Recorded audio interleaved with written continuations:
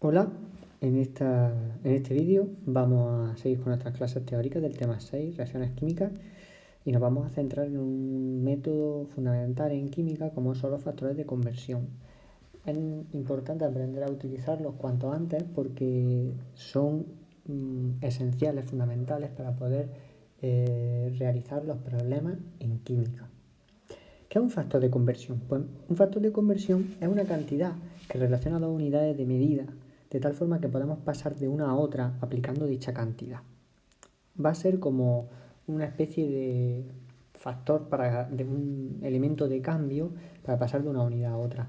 En el laboratorio nos encontramos generalmente con un montón de unidades diferentes para el cálculo ya sea de cantidades o de masa, de volumen y de otros elementos, de otras magnitudes, y es fundamental aprender a controlar los factores de conversión porque es que si no entonces el proceso es muy tedioso y generalmente muy engorroso, muy complejo de llevar a cabo.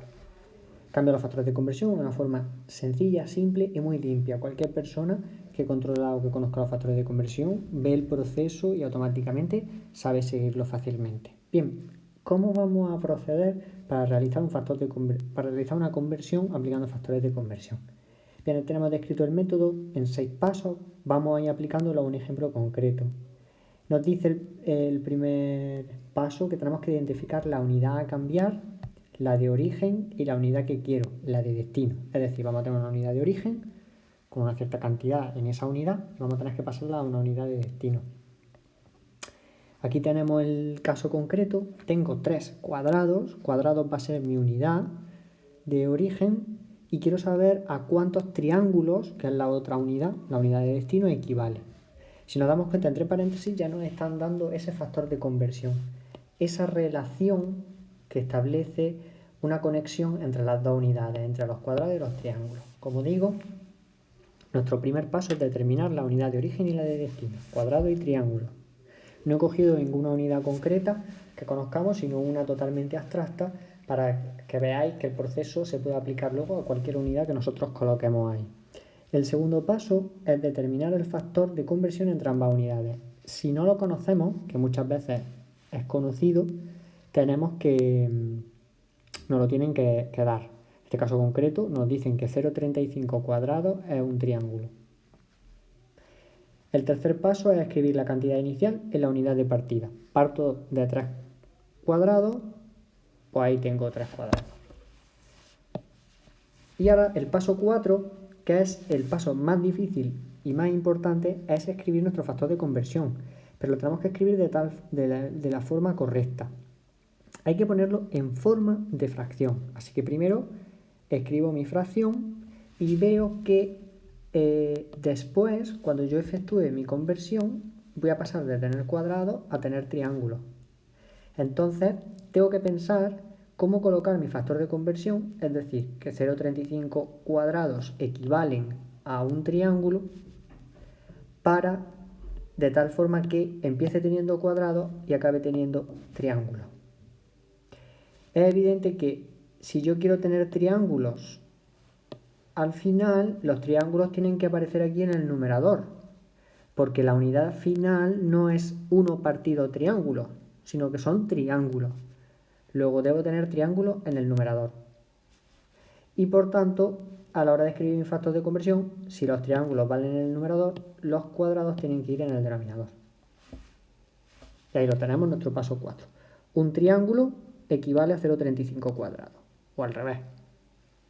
Si otra forma de verlo es que cuando yo realice la operación voy a tener que simplificar, que es el paso 6, que ahora veremos, y al final me tengo que quedar solamente con triángulos, los cuadrados tienen que desaparecer. Bien, nuestro paso 5 es multiplicar la cantidad inicial, 3 cuadrados, por la fracción con el factor de conversión ya establecido. Yo hago 3 por 1 y lo divido por 0,35. Y ahí está el resultado, 8,57 triángulos. ¿Y por qué sé que son triángulos? Por el paso 6, que nos dice que simplificamos las unidades para comprobar que me queda la de destino, los triángulos, y se anula la de origen, los cuadrados. Ahí lo vemos en 6, que lo he puesto en azul porque he tachado las unidades de origen, los cuadrados. Este cuadrado se va con este cuadrado. Esto es como una simplificación de cualquier número, pues las unidades también se pueden simplificar. Por ese motivo hay que escribir bien la fracción, para que al final se vaya todo menos lo que nosotros queramos que quede, que en este caso son los triángulos. Finalmente, la equivalencia de 3 cuadrados es a 8,57 triángulos. Muy bien, vamos a hacer una aplicación primero a un caso concreto muy típico, como es el cambio de divisas. Cuando nosotros vamos de un país a otro en el que no tienen el euro, estamos obligados a cambiar la moneda. Pues bien, todos los días en las bolsas de los distintos países se establecen unas relaciones, unos factores de conversión entre las monedas, entre las divisas. Aquí tenemos 3 factores de conversión distintos.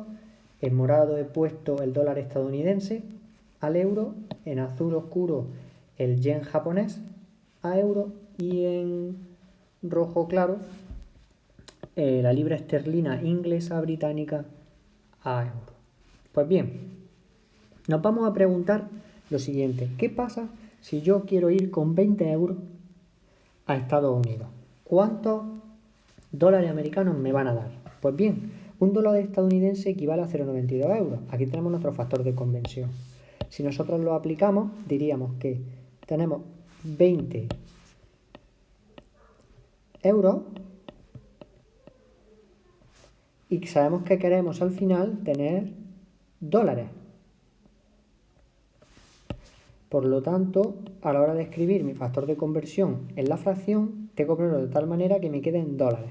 Por lo tanto, mi factor de conversión tendré que escribirlo así. Un dólar son 0,92 euros. De esta manera, yo ahora puedo simplificar, los euros se van con los euros y realizo esa operación. 20 por 1 dividido por 0,92. Y me van a dar 21,74 dólares. Luego voy a salir ganando si voy del euro al dólar. Bien, vamos a ver qué pasa con los yenes. Si yo voy con 20 euros a Japón, ¿cuántos yenes me van a proporcionar? Pues el resultado final me lo tienen que dar en yenes japoneses. El factor de conversión, mis yenes tienen que ir en el numerador y mis euros tienen que ir en el denominador, igual que antes. Entonces, un yen japonés equivale a 0,0086 euros. Si realizo la operación, 20 por 1 dividido por 0,0086 me dan 2.325,58 yenes. Simplificamos los euros y ya está. Y por último, podemos ver el caso de la libra esterlina, la británica. Si yo voy con 20 euros a Londres, por ejemplo, ¿cuántas libras esterlinas me van a proporcionar? Pues según el factor de conversión, yo tengo que poner la libra esterlina aquí y aquí el euro, para que me quede libra. Una libra son 1,13 euros. Si yo opero, me quedan 17,69,970. O sea, y de nuevo, al simplificar, vemos que nos queda la libra. Luego, si vamos al país británico, vamos a perder dinero, vamos a perder, digamos, poder adquisitivo, porque el cambio está peor para ir del euro a la libra esterlina. Fijaos, siempre que el euro está por debajo de 1, es decir, que un dólar estadounidense, un yen o cualquier moneda equivale a algo menor que un euro, cuando nosotros cambiamos esa moneda vamos a salir ganando, como podemos ver en estos factores de conversión. Sin embargo, si vamos a un cambio en el que vemos que el cambio de una moneda al euro está por encima de 1, cuando cambiemos vamos a obtener menos dinero en esa moneda de destino que la que teníamos de origen, el euro. ¿De acuerdo? Fijaos que los datos están tomados de hoy, 21 de abril, justo el momento en el que se graba el vídeo. Eso fluctúa, varía cada día.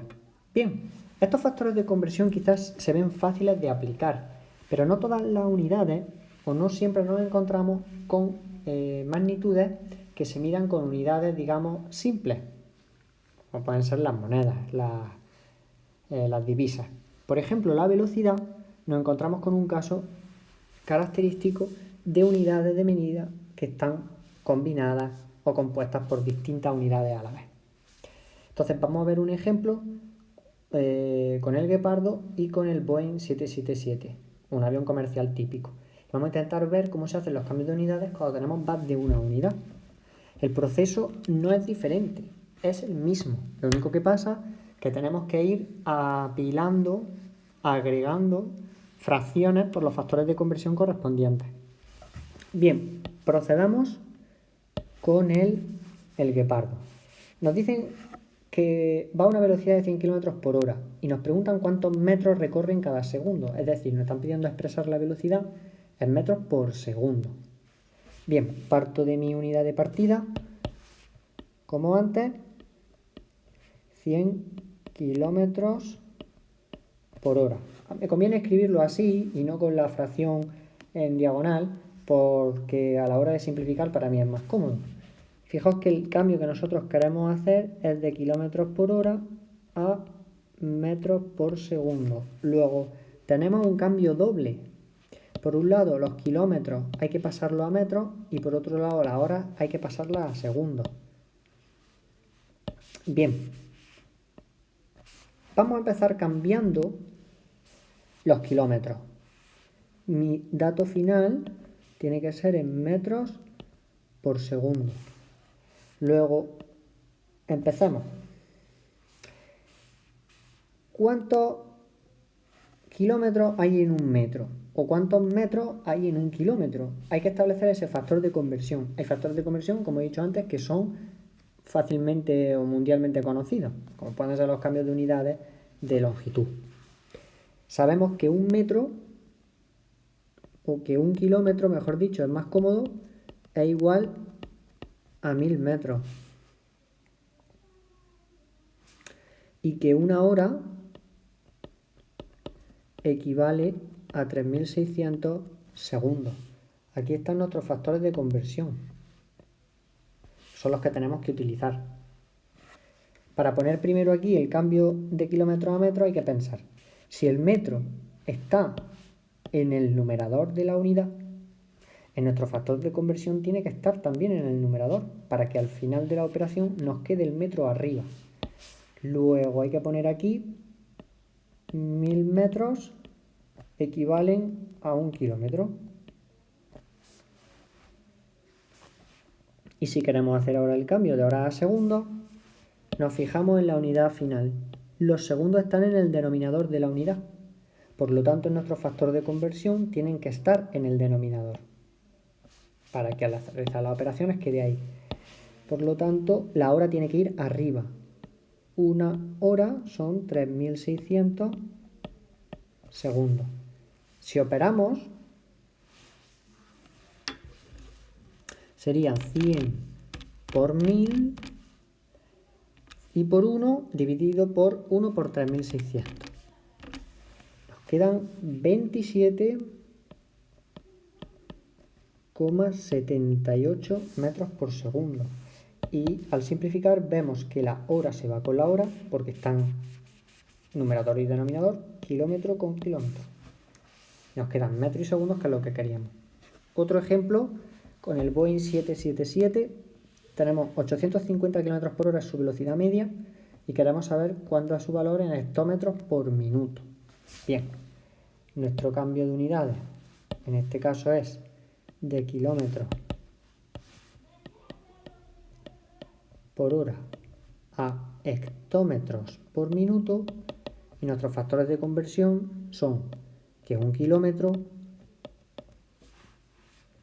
son 10 hectómetros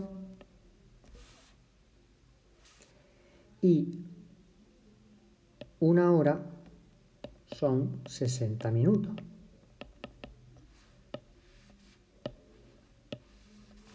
Entonces, si yo parto de los 850 kilómetros por hora y yo sé que voy a llegar a los hectómetros por minuto, pues tengo que proceder de la misma manera. Primero, voy a cambiar las distancias, la longitud, de kilómetro a hectómetro. El hectómetro está en el numerador, por lo tanto yo lo quiero en el numerador. Y el kilómetro tendrá que ir abajo. 1 kilómetro son 10 hectómetros. Y por otro lado, tenemos las unidades de tiempo que nos dicen los minutos están en el denominador, luego tienen que permanecer en el denominador para que queden al final de la operación. Y la hora arriba. Una hora son 60 minutos. Si nosotros realizamos las operaciones, 850 por 10 por 1 dividido entre 60. Nos queda 141,67.